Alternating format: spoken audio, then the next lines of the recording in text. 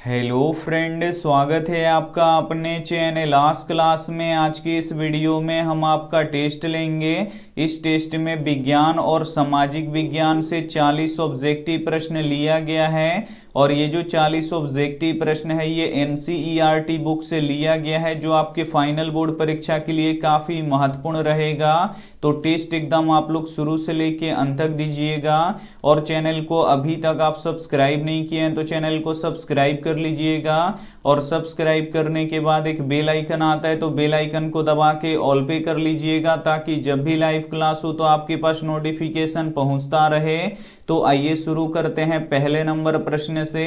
तो पहला नंबर प्रश्न है कि अमीबा किसके द्वारा अपना भोजन अंतर्ग्रहण करता है। ए ऑप्शन है कुटपाद के द्वारा, बी ऑप्शन है परिवहन के द्वारा, सी ऑप्शन है भोजन राजधानी के द्वारा, डी ऑप्शन है केंद्रक के द्वारा। तो यहाँ पे आपको बताना है कि अमीबा किसके द्वारा अपना भोजन अंतर्ग्रहण करता है। तो कुटपाद के द्वारा करता है, इसे आपको याद रखना है। यहाँ पे ए वाला ऑप्शन बिल्कुल ही सही हो जाएगा और अमीबा में द्विखंडन होता है तो ये भी साथ में आपको याद रखना है। आइए देखते हैं अगला प्रश्न दो नंबर प्रश्न है कि इनमें से किस देश में मिश्रित अर्थव्यवस्था है। ए ऑप्शन है अमेरिका में, बी ऑप्शन है रूस में, सी ऑप्शन है भारत में, डी ऑप्शन है चीन में। तो यहाँ पे आपको बताना है कि इनमें से किस देश में मिश्रित अर्थव्यवस्था है। तो अपने देश भारत में मिश्रित अर्थव्यवस्था है, यहाँ पे सी वाला ऑप्शन बिल्कुल ही सही हो जाएगा। और अमेरिका में पूंजीवादी अर्थव्यवस्था है और चीन में साम्यवादी अर्थव्यवस्था है, तो ये भी साथ में आपको याद रखना है। आइए देखते हैं अगला प्रश्न तीन नंबर प्रश्न है कि ग्रहणी भाग होता है। ए ऑप्शन है मुख गुहा का, बी ऑप्शन है अमाशय का, सी ऑप्शन है छोटी आंत का, डी ऑप्शन है बड़ी आंत का। तो यहाँ पे आपको बताना है कि ग्रहणी भाग होता है, तो जो ग्रहणी होता है ये छोटी आंत का भाग होता है, इसे आपको याद रखना है। यहाँ पे सी वाला ऑप्शन बिल्कुल ही सही हो जाएगा। और भोजन का पूर्ण पाचन कहाँ पे होता है, तो छोटी आंत में होता है, तो ये भी साथ में आपको याद रखना है। आइए देखते हैं अगला प्रश्न चार नंबर प्रश्न है कि शेयर बाजार का नियामक संस्था है। ए ऑप्शन है सिडबी, बी ऑप्शन है सेबी, सी ऑप्शन है आरबीआई, डी ऑप्शन है स्टॉक एक्सचेंज। तो यहाँ पे आपको बताना है कि शेयर बाजार की नियामक संस्था है तो सेबी है, इसे आपको याद रखना है। यहाँ पे बी वाला ऑप्शन बिल्कुल ही सही हो जाएगा। आइए देखते हैं अगला प्रश्न पाँच नंबर प्रश्न है कि इंसुलिन की कमी से कौन सा रोग होता है। ए ऑप्शन है उच्च रक्तचाप, बी ऑप्शन है मधुमेह, सी ऑप्शन है घेंघा, डी ऑप्शन है बौनापन। तो यहाँ पे आपको बताना है कि इंसुलिन की कमी से कौन सा रोग होता है। तो इंसुलिन की कमी से मधुमेह रोग यानी शुगर होता है, इसे आपको याद रखना है। यहाँ पे बी वाला ऑप्शन बिल्कुल ही सही हो जाएगा। और आयोडीन की कमी से घेंघा रोग होता है, तो ये भी साथ में आपको याद रखना है। इस वीडियो में विज्ञान और सामाजिक विज्ञान का टेस्ट लेंगे और इस टेस्ट में 40 ऑब्जेक्टिव प्रश्न रहेगा और ये 40 ऑब्जेक्टिव प्रश्न एनसीईआरटी बुक से रहेगा। तो प्लीज आप लोग टेस्ट एकदम शुरू से लेके अंत तक दीजिएगा और लास्ट में हमें जरूर बताइएगा कि आपका 40 प्रश्नों में से कितना सही हुआ। और वीडियो को अभी तक आप लाइक नहीं किए तो प्लीज आप लोग वीडियो को लाइक भी कर दीजिएगा। आइए देखते हैं अगला प्रश्न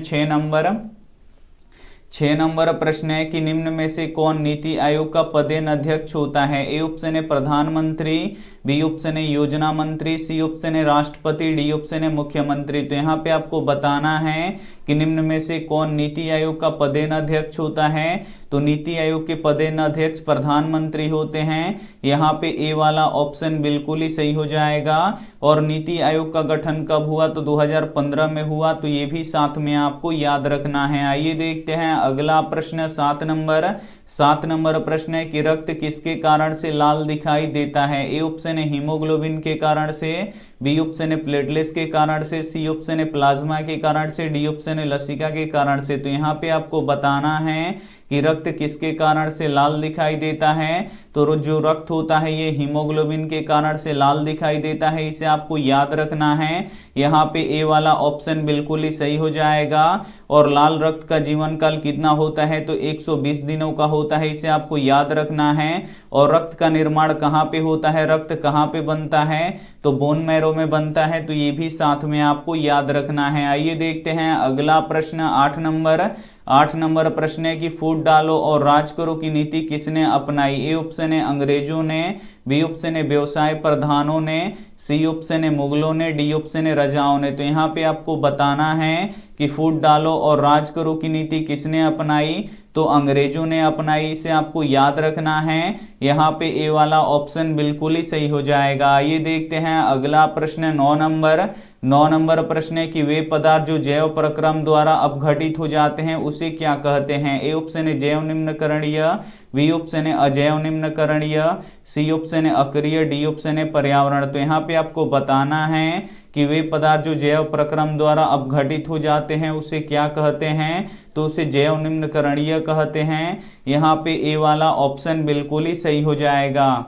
और जो जैविक प्रक्रम द्वारा अपघटित नहीं होते हैं उसे अजैव निम्नकरणीय कहते हैं। तो ये भी साथ में आपको याद रखना है। आइए देखते हैं अगला प्रश्न 10 नंबर प्रश्न है कि राष्ट्रीय आय का अनुमान सबसे पहले किसने लगाया। ए ऑप्शन है महात्मा गांधी ने, बी ऑप्शन है नेहरू जी ने, सी ऑप्शन है राजेंद्र प्रसाद ने, डी ऑप्शन है दादा भाई नौरोजी ने। तो यहाँ पे आपको बताना है कि राष्ट्रीय आय का अनुमान सबसे पहले किसने लगाया, तो राष्ट्रीय आय का अनुमान सबसे पहले दादा भाई नौरोजी ने लगाया, इसे आपको याद रखना है। यहाँ पे डी वाला ऑप्शन बिल्कुल ही सही हो जाएगा। आइए देखते हैं अगला प्रश्न 11 नंबर प्रश्न है कि यूरो 2 का संबंध किससे है। ए ऑप्शन है वायु प्रदूषण से, बी ऑप्शन है जल प्रदूषण से, सी ऑप्शन है मृदा प्रदूषण से, डी ऑप्शन है कोई नहीं। तो यहाँ पे आपको बताना है कि यूरो 2 का संबंध किससे है, तो यूरो 2 का संबंध वायु प्रदूषण से है, इसे आपको याद रखना है।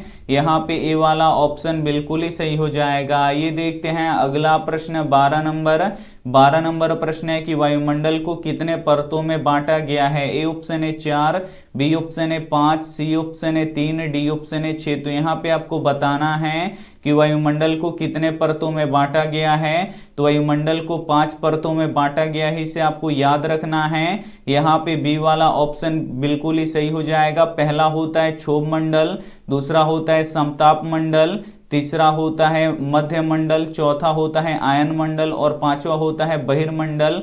तो ये भी साथ में आपको याद रखना है। आइए देखते हैं अगला प्रश्न 13 नंबर प्रश्न है कि भारतीय रिजर्व बैंक की स्थापना कब हुई थी। ए ऑप्शन है 1934 में, बी ऑप्शन है 1935 में, सी ऑप्शन है 1948 में, डी ऑप्शन है 1951 में। तो यहाँ पे आपको बताना है कि भारतीय रिजर्व बैंक की स्थापना कब हुई थी, तो यहाँ पे देखिए 1935 में हुआ था, 1 अप्रैल 1935 को। यहाँ पे बी वाला ऑप्शन बिल्कुल ही सही हो जाएगा। और भारतीय रिजर्व बैंक का मुख्यालय कहाँ पे है, तो मुंबई में है। और भारतीय रिजर्व बैंक को बैंकों का बैंक भी कहा जाता है, तो ये भी साथ में आपको याद रखना है। आइए देखते हैं अगला प्रश्न 14 नंबर प्रश्न है कि पौधों में टैनिन कहाँ संचित रहता है। ए ऑप्शन है पत्ती में, बी ऑप्शन है छाल में, सी ऑप्शन है जड़ में, डी ऑप्शन है फूल में। तो यहाँ पे आपको बताना है कि पत्तों में टैनिन कहाँ संचित रहता है। तो जो टैनिन होता है ये पेड़ पौधों का उत्सर्जी पदार्थ होता है, और जो पेड़ पौधों का उत्सर्जी पदार्थ होता है वो पेड़ पौधों की छालों में संचित रहता है। यहाँ पे बी वाला ऑप्शन बिल्कुल ही सही हो जाएगा। आइए देखते हैं अगला प्रश्न 15 नंबर प्रश्न है कि भारत का केंद्रीय बैंक कौन सा है। ए ऑप्शन है Reserve Bank of India, B option है क्षेत्रीय ग्रामीण बैंक, सी ऑप्शन है State Bank of India, D option है पंजाब नेशनल बैंक। तो यहाँ पे आपको बताना है कि भारत का केंद्रीय बैंक कौन सा है, तो भारत का केंद्रीय bank reserve Bank of India है, इसे आपको याद रखना है। यहाँ पे ए वाला ऑप्शन बिल्कुल ही सही हो जाएगा। और भारत का सबसे बड़ा बैंक कौन सा है, तो स्टेट बैंक ऑफ इंडिया है, तो ये भी साथ में आपको याद रखना है। इस वीडियो में विज्ञान और सामाजिक विज्ञान का टेस्ट लेंगे, और इस टेस्ट में 40 जो ऑब्जेक्टिव प्रश्न है ये एनसीईआरटी बुक से लिया गया है। तो आप लोग टेस्ट को शुरू से लेके अंत तक दीजिएगा, और लास्ट में हमें जरूर बताइएगा कि आपका 40 प्रश्नों में से कितना सही हुआ। और वीडियो को अभी तक आप लाइक नहीं किए तो प्लीज आप लोग वीडियो को लाइक भी कर दीजिएगा। आइए देखते हैं अगला प्रश्न 16 16 नंबर प्रश्न है कि आकाश का नीला रंग होने का कारण है। ए ऑप्शन है प्रकाश का परावर्तन, बी ऑप्शन है प्रकाश का अपवर्तन, सी ऑप्शन है प्रकाश का प्रकीर्णन, डी ऑप्शन है प्रकाश का वर्णविक्षेपण। तो यहाँ पे आपको बताना है कि आकाश का नीला रंग होने का क्या कारण है, तो प्रकाश का प्रकीर्णन है, इसे आपको याद रखना है। यहाँ पे सी वाला ऑप्शन बिल्कुल ही सही हो जाएगा। और किस रंग का प्रकीर्णन सबसे अधिक होता है, तो नीले रंग का प्रकीर्णन सबसे अधिक होता है, इसलिए जो हमारा आसमान होता है वो हमें नीला दिखाई देता है। आइए देखते हैं अगला प्रश्न 17 नंबर प्रश्न है कि नरेगा एक कार्यक्रम है। ए ऑप्शन है जिला स्तर का, बी ऑप्शन है राष्ट्रीय स्तर का, सी ऑप्शन है प्रांतीय स्तर का, डी ऑप्शन है विश्व स्तर का। तो यहाँ पे आपको बताना है कि नरेगा एक कार्यक्रम है। तो जो नरेगा एक कार्यक्रम है ये एक राष्ट्रीय स्तर का कार्यक्रम है, इसे आपको याद रखना है। यहाँ पे बी वाला ऑप्शन बिल्कुल ही सही हो जाएगा, जिसमें ग्रामीण मजदूरों को साल में कम से कम 100 दिनों के लिए रोजगार मिलता है। तो ये भी साथ में आपको याद रखना है। आइए देखते हैं अगला प्रश्न 18 नंबर प्रश्न है कि कार्बन क्या है। ए ऑप्शन है धातु, बी ऑप्शन है अधातु, सी ऑप्शन है उपधातु, डी ऑप्शन है इनमें से कोई नहीं। तो यहाँ पे आपको बताना है कि कार्बन क्या है। तो जो कार्बन है ये अधातु है, इसे आपको याद रखना है। यहाँ पे बी वाला ऑप्शन बिल्कुल ही सही हो जाएगा। और कार्बन के अपरूप कौन होते हैं, तो हीरा और ग्रेफाइट होता है। तो ये भी साथ में आपको याद रखना है। आइए देखते हैं अगला प्रश्न 19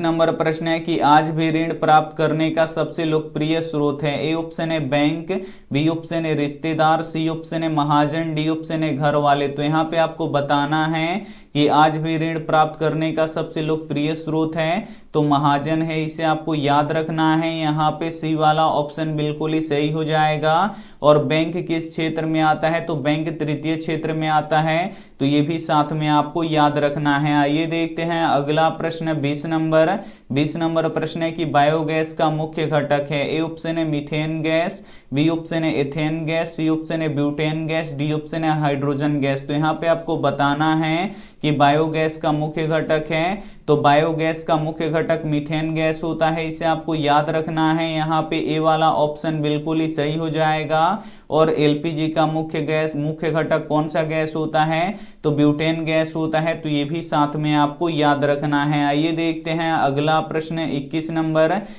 नंबर प्रश्न है कि रूस की मुद्रा है। यहाँ पे आपको बताना है कि रूस की मुद्रा क्या है। ए ऑप्शन है रूबल, बी ऑप्शन है डॉलर, सी ऑप्शन है रियाल, डी ऑप्शन है पौंड। तो यहाँ पे आपको बताना है कि रूस की मुद्रा है तो रूस की मुद्रा रूबेल है, इसे आपको याद रखना है। यहाँ पे ए वाला ऑप्शन बिल्कुल ही सही हो जाएगा। आइए देखते हैं अगला प्रश्न 22 नंबर प्रश्न है कि क्लोरोफिल वर्णक का रंग होता है। ए ऑप्शन है हरा, बी ऑप्शन है लाल, सी ऑप्शन है नीला, डी ऑप्शन है काला। तो यहाँ पे आपको बताना है कि क्लोरोफिल वर्णक का रंग होता है तो क्लोरोफिल वर्णक का रंग हरा होता है, इसे आपको याद रखना है। यहाँ पे ए वाला ऑप्शन बिल्कुल ही सही हो जाएगा। क्लोरोफिल के कारण ही जो पेड़ पौधों की पत्तियां होती हैं वो हरी दिखाई देती हैं। तो ये भी साथ में आपको याद रखना है। आइए देखते हैं अगला प्रश्न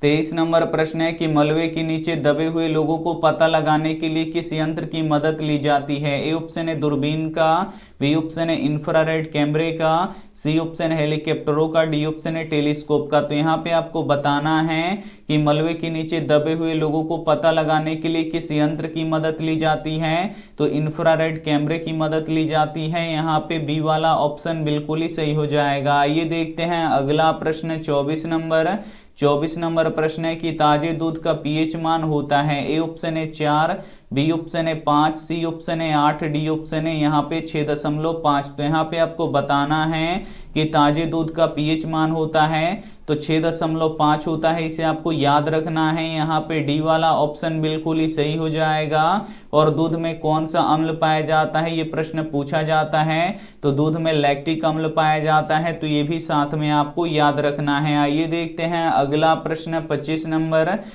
नंबर प्रश्न है कि निम्न में से कौन सा राज्य सूखे से सर्वाधिक ग्रस्त है। ए ऑप्शन है पंजाब, बी ऑप्शन है उत्तराखंड, सी ऑप्शन है राजस्थान, डी ऑप्शन है बिहार।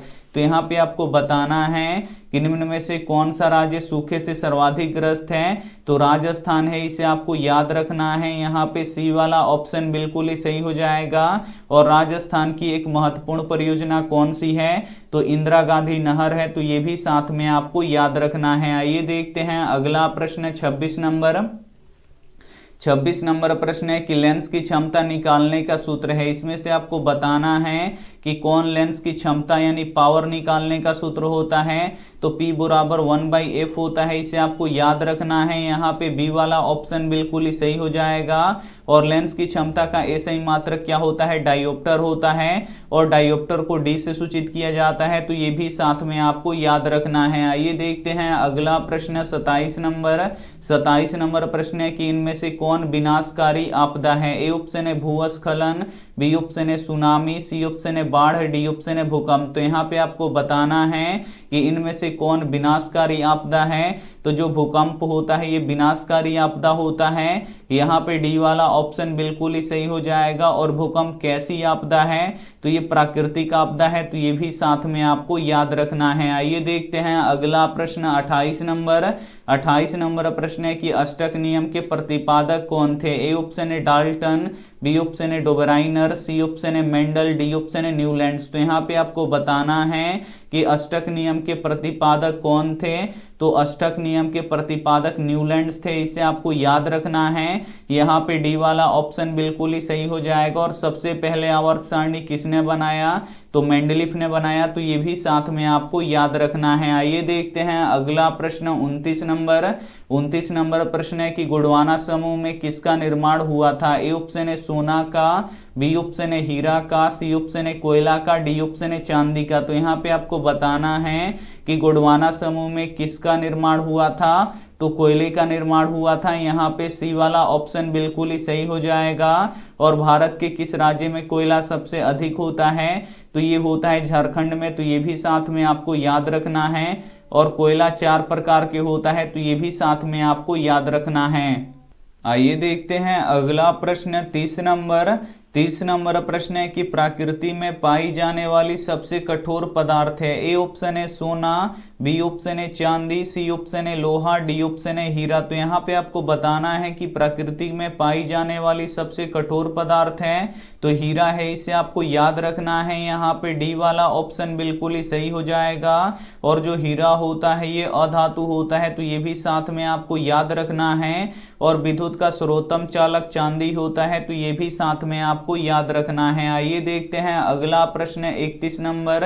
31 नंबर प्रश्न है कि दूध के उत्पादन में लाई गई क्रांति कौन सी है। ए ऑप्शन है हरित क्रांति, बी ऑप्शन है श्वेत क्रांति, सी ऑप्शन है पीली क्रांति, डी ऑप्शन है लाल क्रांति। तो यहाँ पे आपको बताना है कि दूध के उत्पादन में लाई गई क्रांति कौन सी है, तो दूध के उत्पादन में लाई गई क्रांति श्वेत क्रांति है, इसे आपको याद रखना है। यहाँ पे बी वाला ऑप्शन बिल्कुल ही सही हो जाएगा। और एक प्रश्न ये भी पूछा जाता है कि ऑपरेशन फ्लड का संबंध किससे है, तो दूध से ही है, तो ये भी साथ में आपको याद रखना है। आइए देखते हैं अगला प्रश्न 32 नंबर।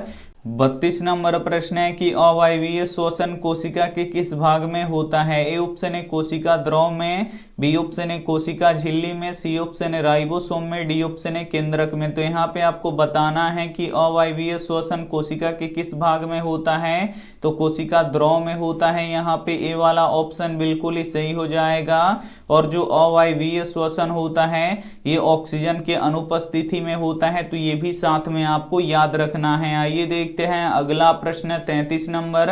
33 नंबर प्रश्न है कि भारत में दल बदल कानून किस वर्ष लागू किया गया। ए ऑप्शन है 1975 में, बी ऑप्शन है 1980 में, सी ऑप्शन है 1985 में, डी ऑप्शन है 1990 में। तो यहाँ पे आपको बताना है कि भारत में दल बदल कानून किस वर्ष लागू किया गया, तो 1985 में किया गया। यहाँ पे सी वाला ऑप्शन बिल्कुल ही सही हो जाएगा। और दल बदल कानून किस पर लागू होता है, तो सांसदों और विधायकों पर लागू होता है, तो ये भी साथ में आपको याद रखना है। आइए देखते हैं अगला प्रश्न 34 नंबर।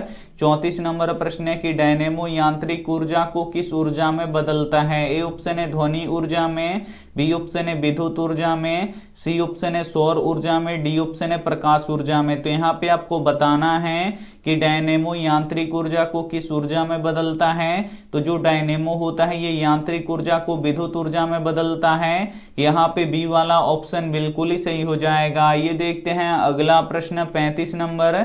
35 नंबर प्रश्न है कि वेदों की ओर लौटो का नारा किसने दिया। ए ऑप्शन है राजा राम मोहन राय ने, बी ऑप्शन है स्वामी विवेकानंद ने, सी ऑप्शन है रामकृष्ण ने, डी ऑप्शन है दयानंद सरस्वती ने। तो यहाँ पे आपको बताना है कि वेदों की ओर लौटो का नारा किसने दिया। तो दयानंद सरस्वती ने दिया, इसे आपको याद रखना है। यहाँ पे डी वाला ऑप्शन बिल्कुल ही सही हो जाएगा। और आर्य समाज का स्थापना किसने किया। तो दयानंद सरस्वती ने किया। तो ये भी साथ में आपको याद रखना है। आइए देखते हैं अगला प्रश्न 36 नंबर। 36 नंबर प्रश्न है कि अपवर्तन के कितने नियम हैं। ए ऑप्शन है 2, बी ऑप्शन है 3, सी ऑप्शन है 5, डी ऑप्शन है 4। तो यहाँ पे आपको बताना है कि अपवर्तन के कितने नियम हैं। तो अपवर्तन के 2 नियम होते हैं। यहाँ पे ए वाला ऑप्शन बिल्कुल ही सही हो जाएगा। और एक प्रश्न ये भी बार बार पूछा जाता है कि परावर्तन के कितने नियम होते हैं। तो परावर्तन के 2 ही नियम होते हैं। तो ये भी साथ में आपको याद रखना है। आइए देखते हैं अगला प्रश्न 37 नंबर। 37 नंबर प्रश्न है कि लखनऊ समझौता किस वर्ष हुआ। ए ऑप्शन है 1916 में, बी ऑप्शन है 1918 में, सी ऑप्शन है 1920 में, डी ऑप्शन है 1922 में। तो यहाँ पे आपको बताना है कि लखनऊ समझौता किस वर्ष हुआ। तो लखनऊ समझौता 1916 में हुआ, इसे आपको याद रखना है। यहाँ पे ए वाला ऑप्शन बिल्कुल ही सही हो जाएगा। आइए देखते हैं अगला प्रश्न 38 नंबर। 38 नंबर प्रश्न है कि रक्त का पीएच मान कितना होता है। ए ऑप्शन है 5, बी ऑप्शन है 3, सी ऑप्शन है 7.4, डी ऑप्शन है 6। तो यहाँ पे आपको बताना है कि रक्त का पीएच मान कितना होता है। तो रक्त का पीएच मान 7.4 होता है। यहाँ पे सी वाला ऑप्शन बिल्कुल ही सही हो जाएगा। और जो रक्त होता है ये क्षारीय होता है। तो ये भी साथ में आपको याद रखना है। आइए देखते हैं अगला प्रश्न 39 नंबर। 39 नंबर प्रश्न है कि हुआ हुआ आंदोलन किस प्रकृति का था। ए ऑप्शन है क्रांतिकारी, बी ऑप्शन है धार्मिक, सी ऑप्शन है सांप्रदायिक, डी ऑप्शन है क्रांतिकारी और धार्मिक दोनों। तो यहाँ पे आपको बताना है कि हुआ हुआ आंदोलन किस प्रकृति का था। तो ये क्रांतिकारी और धार्मिक दोनों था, इसे आपको याद रखना है। यहाँ पे डी वाला ऑप्शन बिल्कुल ही सही हो जाएगा। ये देखते हैं अंतिम प्रश्न 40 नंबर। 40 नंबर प्रश्न है कि किस लेंस को अभिसारी लेंस कहते हैं। ए ऑप्शन है अवतल लेंस को, बी ऑप्शन है उत्तल लेंस को, सी ऑप्शन है समतल लेंस को, डी ऑप्शन है उत्तल दर्पण को। तो यहाँ पे आपको बताना है कि किस लेंस को अभिसारी लेंस कहते हैं। तो यहाँ पे देखिए उत्तल लेंस को अभिसारी लेंस कहते हैं। यहाँ पे बी वाला ऑप्शन बिल्कुल ही सही हो जाएगा। और अवतल लेंस को अपसारी लेंस कहते हैं। तो ये भी साथ में आपको याद रखना है। यहाँ पे आप लोग 40 प्रश्नों का टेस्ट दे चुके हैं। तो अब आप हमें कमेंट करके बताइए, यहाँ पे सभी का कमेंट देख रहे हैं कि आपका 40 प्रश्नों में से कितना सही हुआ। अगर आपका यहाँ पे 35 प्लस सही हुआ तो आपको फाइनल बोर्ड परीक्षा में काफी अच्छा नंबर आएगा, ये हमारा गारंटी है। तो जल्दी जल्दी से आप अपना स्कोर बताइए।